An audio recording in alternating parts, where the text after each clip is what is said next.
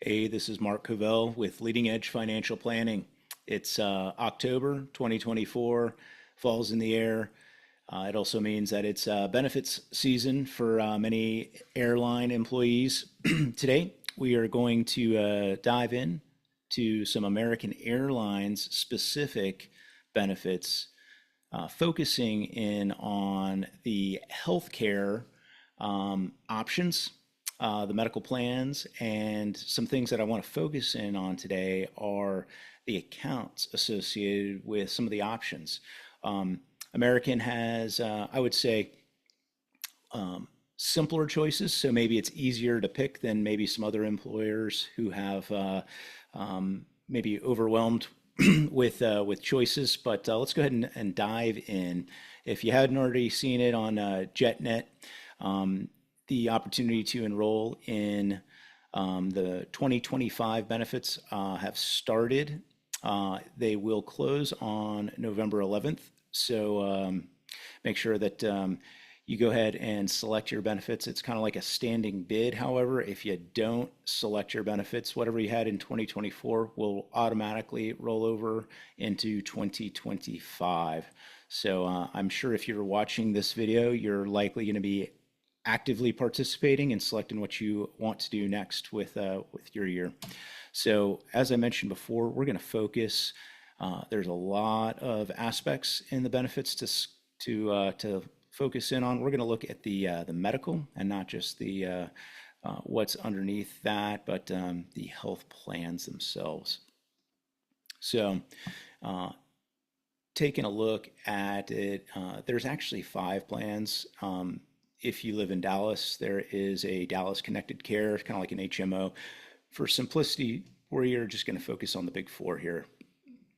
The standard plan, which is kind of like your traditional PPO, all the way to a high cost, which is similar with the higher premiums, lower deductibles. There is a plus plan that kind of acts as a bridge. It's similar to the standard plan with some features that almost kind of look like the core plan. And then lastly, the core plan used to be called the high deductible plan with an HSA. So these are the big four that we're going to talk about. But really, I also want to get into these accounts.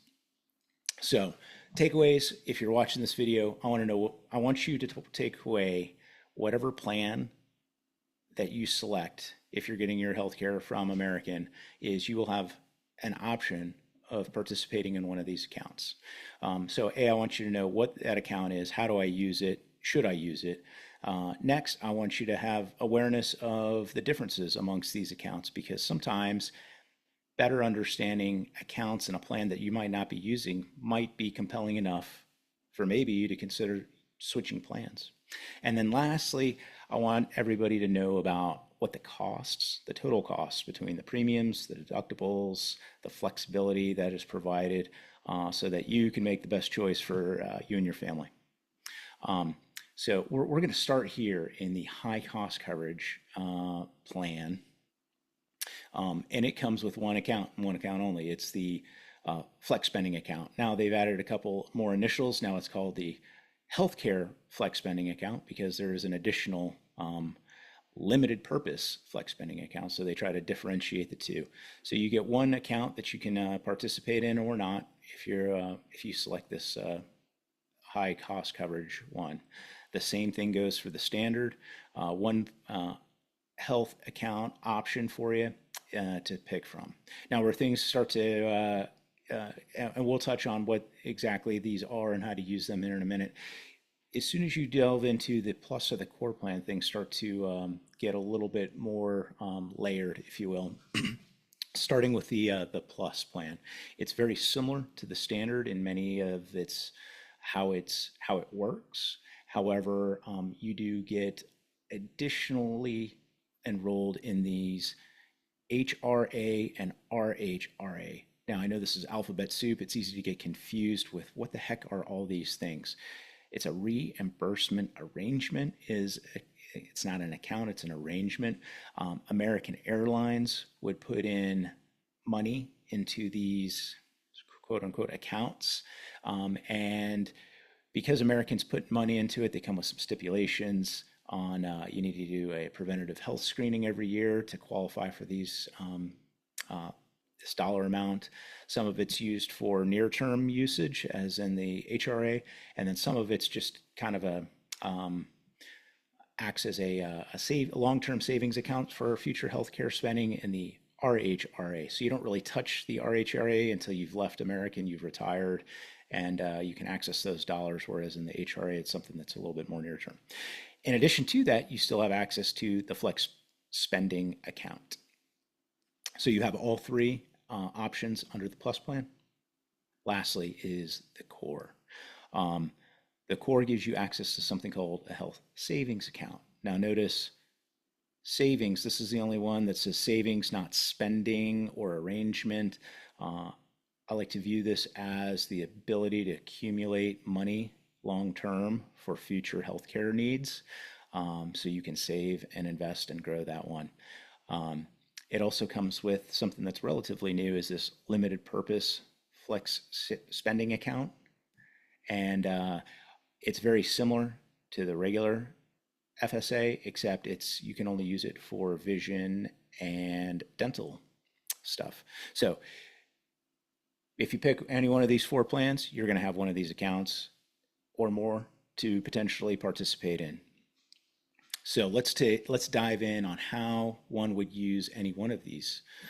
So under the in order to get a health savings account, we've got to be enrolled in the core plan. Okay, it doesn't come in any other. It's not eligible under any other health plan. So this is regulated by the IRS.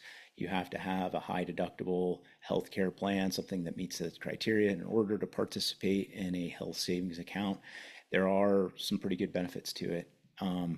If you and anybody else, a child, a spouse, or both, are participating into it, you can contribute up to 85.50 in pre-tax dollars into this account. So you get to take that tax deduction in the year that you make these contributions, which is awesome. Additionally, you can invest that money into the numerous funds into the market. It's now under Fidelity, same as our 401k plan. So it's all one-stop shop as far as making investment decisions. It's all custodianed in the same location, which helps simplify things. And I think Fidelity is a easier account provider than what we were using previously. Similar to other retirement savings vehicles, there's the $1,000 catch-up contribution. So if you're 55 or older, you can save another $1,000 into an HSA.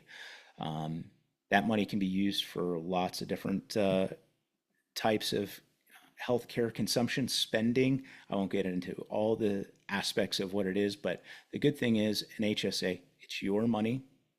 If you leave American at any time for any reason, these are your dollars. It can act very similar to like a Roth IRA or a Roth 401k in the fact that you get both the traditional and the Roth benefits of how these accounts work. So if I were to contribute, I would get the tax deduction now. I can invest the money. I can grow and compound that money over the long term, and I can take that money out for tax-free for any qualifying healthcare expenses. I can also take that money out for non-qualified healthcare expenses. I just have to recognize it as ordinary income at that point. So a lot of flexibility in the HSA. The flex spending accounts, there's this healthcare flex spending and a limited purpose one. So if we're enrolled in any other plan other than the core, we have the option to put money into the healthcare flex spending account. We get a similar tax deduction. We can put up to $3,200 on an annual basis into this account. So we get to take that tax deduction now. The way that these are used is we don't the IRS doesn't want us to accumulate money into it. So it's kind of a use or lose. So we want to put in money that we know we're going to spend for next year into this account. There is a recent provision that lets us roll over some money. So if we put in 3 grand and we only spent 2,500 and we still have 500 left at the end of the year, well, I think it's around $600 that we could roll over from year to year. But if I put in 3 grand and I didn't touch it, I would lose almost all of it. I would lose $2,400 of it, and I'd only be able to roll over 600 of it into the following year. So there is a little bit of use or lose provision with any either the healthcare or the limited purpose flex spending account. Um, if we are enrolled in the core plan, and let's say we knew that we had some upcoming dental or vision expenses and we wanted to take an additional tax deduction off of some money that we're making, again, up to 3,200 bucks, we're just going to want to make sure that we don't overfund it. And we want to make sure that we're going to use the money that goes into this account for either dental or vision, and we can still participate in this flex spending account in addition to having a health savings account. Something that else is available for pretty much everyone, this is not really tied to any of the healthcare plans, is this dependent care plan. It allows us to, again, put some pre-tax dollars sheltered from our current year's tax liabilities. Again, up to $5,000. There's some provisions if we're doing married filing separately. And it's really used for limited purposes, child care, after school care, maybe some summer camps and whatnot. But if we're, again, a good potential to save some taxable money that we know we were going to spend in the future. Again, we don't want to overfund this, put money into it, not use it, and then we might end up losing some of it. Next, we got something that's, unless you're enrolled in the plus plan, you might not really understand or be too familiar with this HRA and RHRA plans. Again, only available in the plus plan. We don't get to contribute any pre-tax dollars to it. American Airlines is the only one that funds it, and it gets contingent upon taking a preventative screening exam. So you get $500 for next year, $1,000 to basically bank and accumulate year over year into retirement. They can be used for many numerous medical expenses. The one thing is we don't get to invest any of these dollars. While they can grow because American could continue to contribute. We're not really participating in, fighting against inflation, keeping your purchasing power going. So over 20 years, you could get 20 grand into this RHRA, but that 20 grand is going to be worth less than it would be in today's dollars. So those are hopefully a little bit more detail in how much money and what is available that we can put into each one of these. We talked about how the amount that the HSA goes in, we can do a direct payroll deduction into it, so we can set a certain amount, again, up to the max limit, whether we're an individual or family member, and then there's a catch-up contribution, similar to how we would set up our 401k deduction. It goes in the account, we can invest it, it's there, it stays at Fidelity, it's our money. Showing some hypothetical growth. In any chart that anyone shows you, there's a bunch of assumptions in there, so let's go ahead and cover what they are. This assumes a 7% annual return. It shows for different time horizons, up to 20 years, and different amounts. So if we're putting in $1,000 on an annualized basis over 20 years, we could walk away with 44K. Sounds a little bit better than 20K if we were just putting that $1,000 into that RHRA amount. And again, we have the ability to save a considerable amount more than 3,000. We can go up to 8,500 for a family. The IRS will continue to inflation adjust that as well on an annual basis. So I can't understate how much I think this is valuable for folks as healthcare has been a growing expense for 20 years, and it'll continue to be so. To put money to work in the market that can help pay for future healthcare needs, and HSA is a tremendous vehicle to do that. So that's moving on. The limited purpose flex savings account or spending account. Even I'm mixing up the all the FSAs and HSAs. It can be a tongue twister here. So we're maxed at $3,200 a year on how much we can put in. This is again a little bit of a use or lose. The limited purpose is really going to be tied to that core health plan. We can only use it for vision and dental. Under the more broader, the healthcare flex spending account, now we can use it for numerous purposes, and a couple different options on how you do it. You get a kind of a debit card, and you can go to CVS and just run your debit card, and it'll pull directly out of it. Fairly easy to use, and somewhat user friendly. But again, at the end of the year, if you haven't used it all, you might be going to run and get some extra band-aids and supplies that you may or may not really need at the time, because you don't want to forfeit your dollars that you put into these accounts.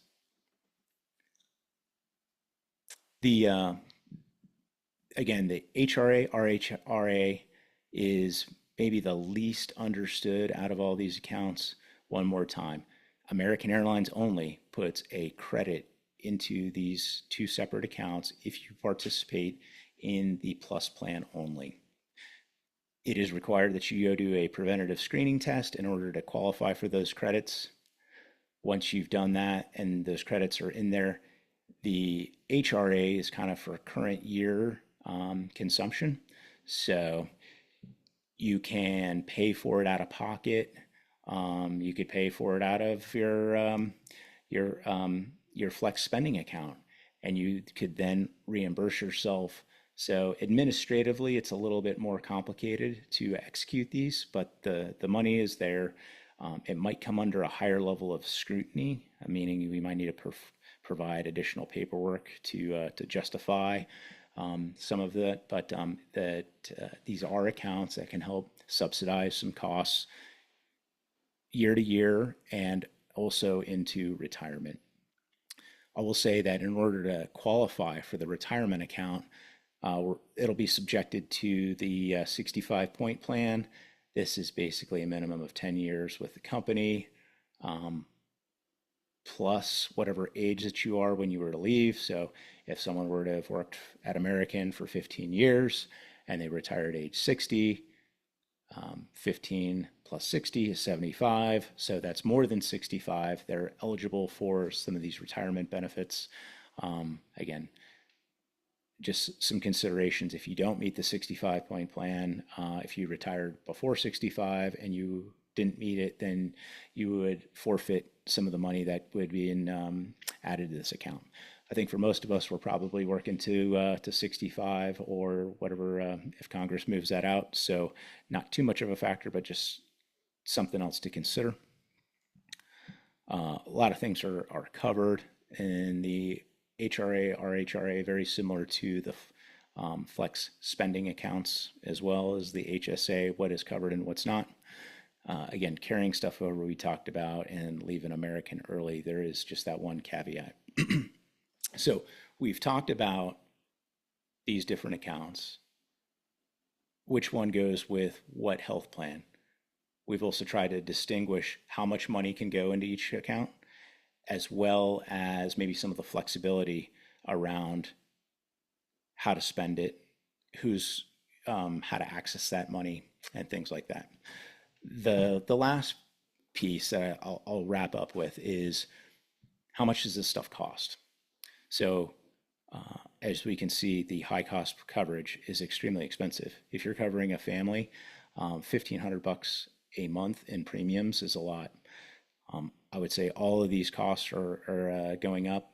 I know the core plan went up 10%, and I imagine all the other plans went up a similar amount from the previous year. So This isn't, it says monthly paycheck contributions, but just know that this is on a monthly basis, not a paycheck basis. So half of this would be getting deducted out of your payroll. So just keep that in mind. The other aspect to consider is not just what the premium is when it comes to cost, but how much is the deductible and what is the out of pocket maximum. Okay. To keep things simple, there's a lot of comparisons. Are we covering just ourselves? Are we covering ourselves and a spouse, ourselves and a kid, or us and a family? I'm going to simplify some numbers and I'm going to go to the top end. We're going to say ourselves and a family. So what is the premium? What is the deductible? And what is the in-network out-of-pocket maximum? Okay. I think those are the most common scenarios that one can kind of compare and contrast these numbers. But if you find yourself in a different category than that, then keep this in mind that this is not a one size fits all answer. We can see that under the standard plan, the as an individual has a fairly reasonable deductible.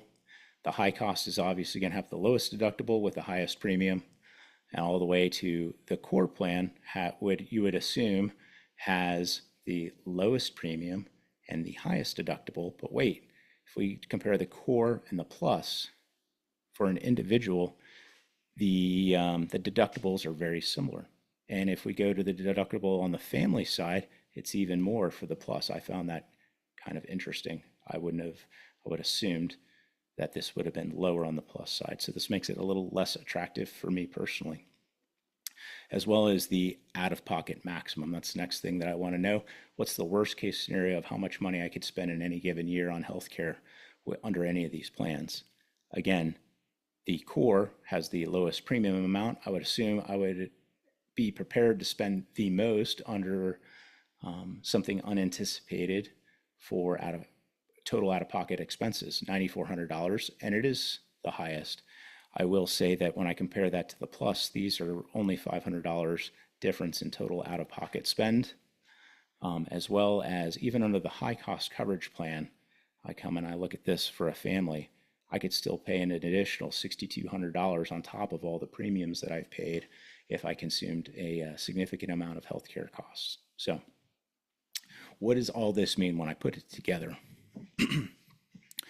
I'll take a look at, first I'm going to start with the core plan. I'm a little biased. It's what I use. I think it works well as long as you are not covered by TRICARE or another plan already. If we are paying a premium on an annualized basis, we're looking at $4,400 in total premium costs.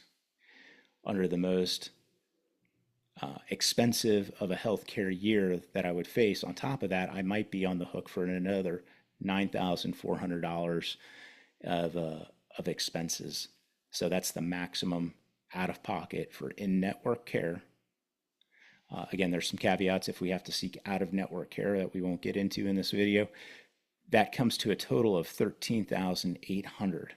So what is the maximum that I might have to spend out of pocket in any given year is $13,800 under the core plan. Okay. And I compare that number to very similar method. I'm going to spend $7,000 in premiums under the standard. Out of pocket maximum is $7,550. That puts us at a little over $14,600 here. For the plus plan, it's a similar premium amount, a little over $7,000. We have a higher out-of-pocket maximum. That's going to push us almost to $16,000. Again, this is the maximum amount of money that I could spend in any given year. Okay.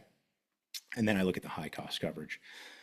$18,000 alone in annualized monthly premiums just to access care, plus an out-of-pocket maximum looking at $24,000. So I look at the core plan. It has the lowest amount that I know I'll spend. So this is the minimum I'll spend in a year. And if I stay in network, this is the maximum that I would spend in any given year.